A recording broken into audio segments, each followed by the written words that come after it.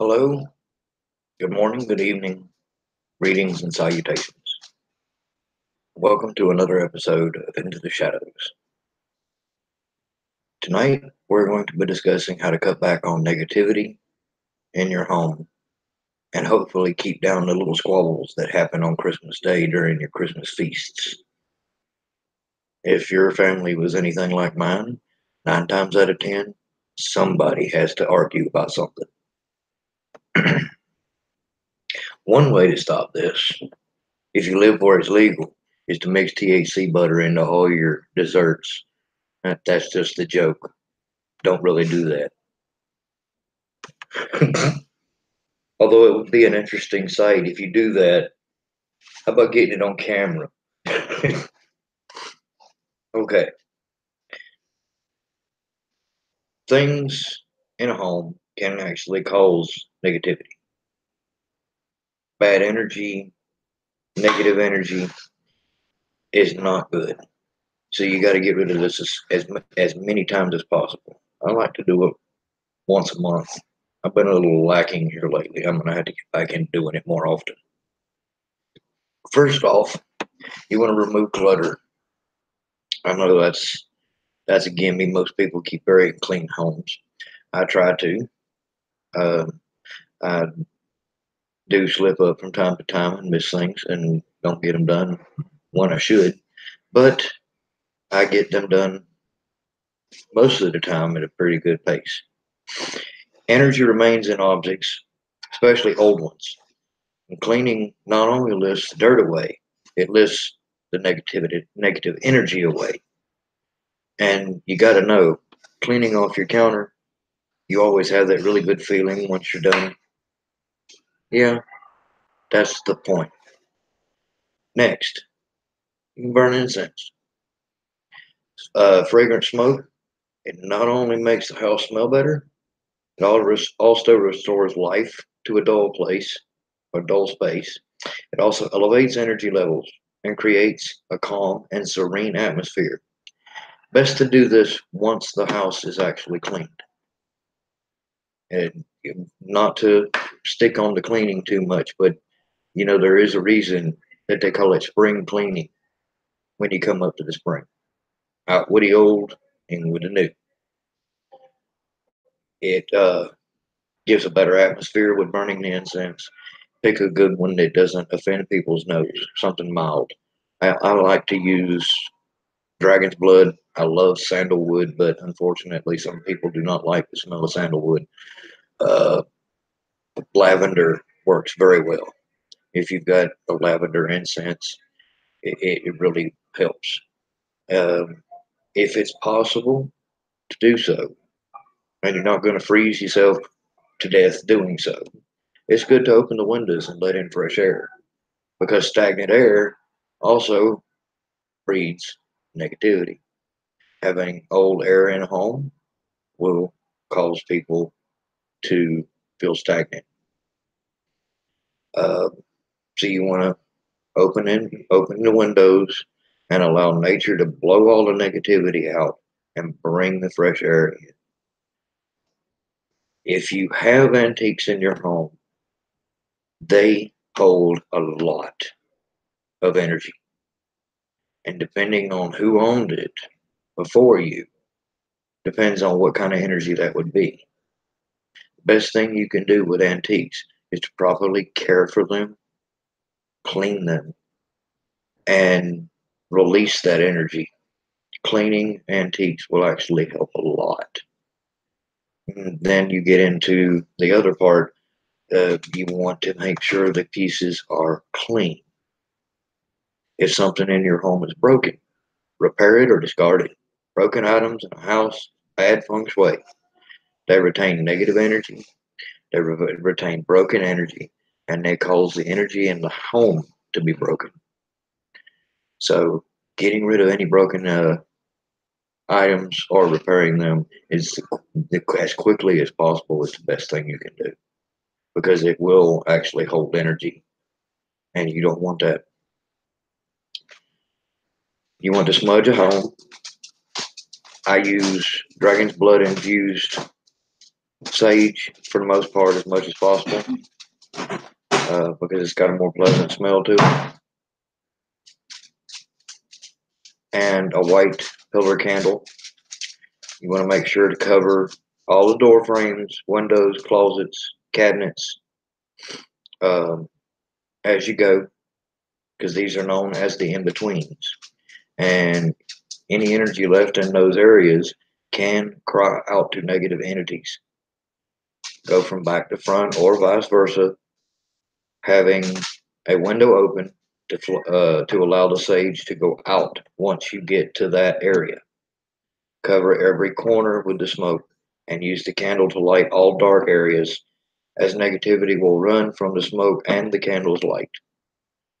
The smallest of areas can hold massive amounts of energy. Leave no stone unturned. Use a firm mantra or prayer while completing this. Be firm, no fear. Negative entities will have to listen. And after you have smudged the home and allowed the smoke and everything to go out the window, close the window. And then, depending on what you want to do, if you'll get either black tourmaline and rose quartz and salt, and you want to place the stones near electrical devices, but you can also place them on window sills to help block anything coming in through those portals. Use a thin layer of salt in all openings.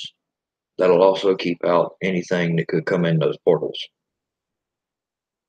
Uh, Placing the stones near the electrical devices or appliances like microwaves and stuff like that will balance the energy, and it'll collect any bad energy and replace it with the rose quartz will replace it with good energy. Uh, like I said, the salt, you can never run on no salt. Have salt on your windowsills, in your door jambs, uh, and those two main crystals are the ones you want to use. They're going to, the black tourmaline collects negative energy, and the rose quartz replaces negative energy. So if you've got both, it's a really good thing to have. Also, one more thing is using orange essential oils or sprays. I know they kind of smell a little rough to some people. Some people that like the citric smell, uh, the citrus smell. You spray it in corners or a spritz here and there, and it will assist in bringing the energy and vibrations up in a home. Uh, if you need to, rearrange your furniture. Keeping it the same will make the area stagnant. So you always have something looking different. Never keep everything exactly the same way.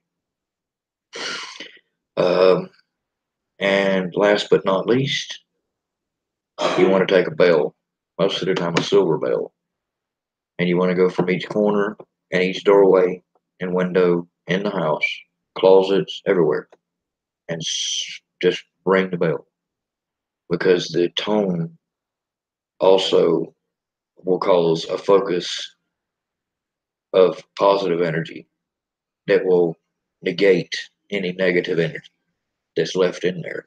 And it will actually call in positive energy using a silver bell, especially. I used to play a silver trumpet in high school. That was the reason. It's not just because of the tone quality, it's because of the fact that it felt better. There was something about playing that silver that just felt better. The energy was different from playing a brass.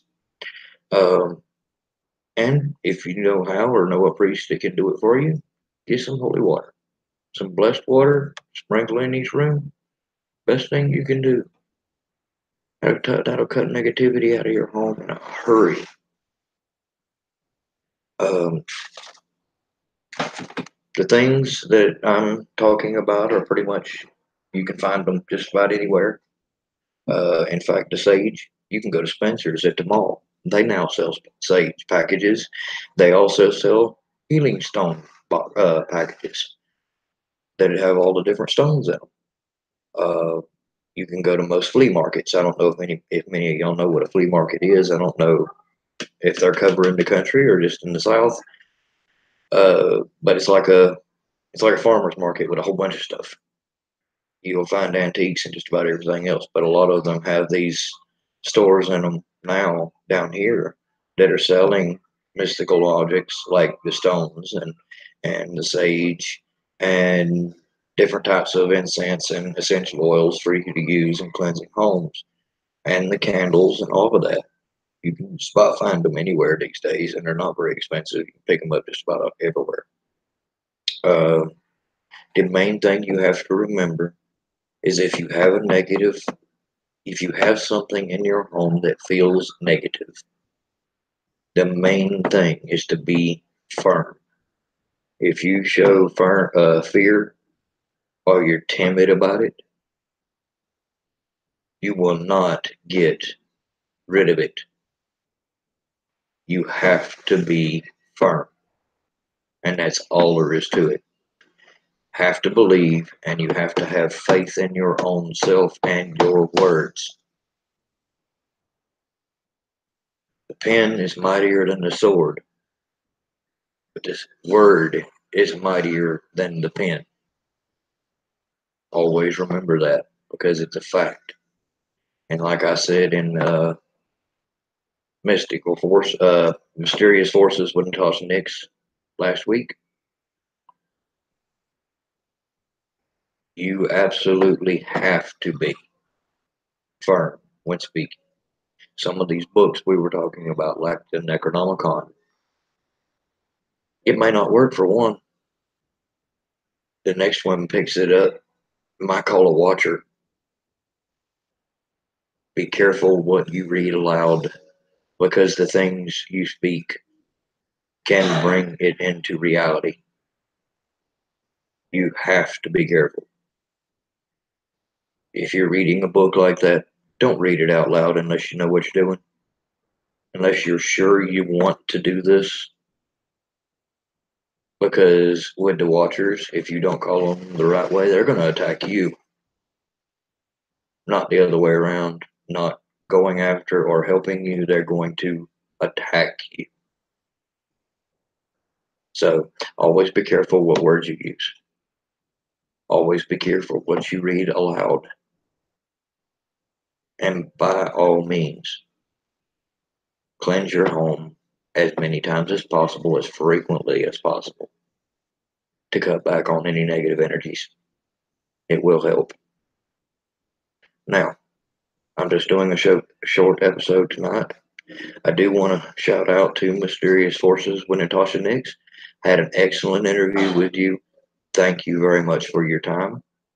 And as soon as we get a chance, I will have you on the show. Uh, Also, want to give a shout out to Dexter Dave Cusack, UFO Gandalf. I know you're busy. I know you got a lot of stuff going on. Sooner or later, I want to get you on the air.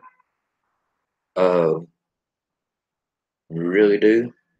And to Jimmy Pearson and Mika with Fascination Street, Kelly Farmer with Explaining Esoterica, and now the merger of the two, Esoterica Street, which hopefully is going to go well. I'm actually looking forward to that.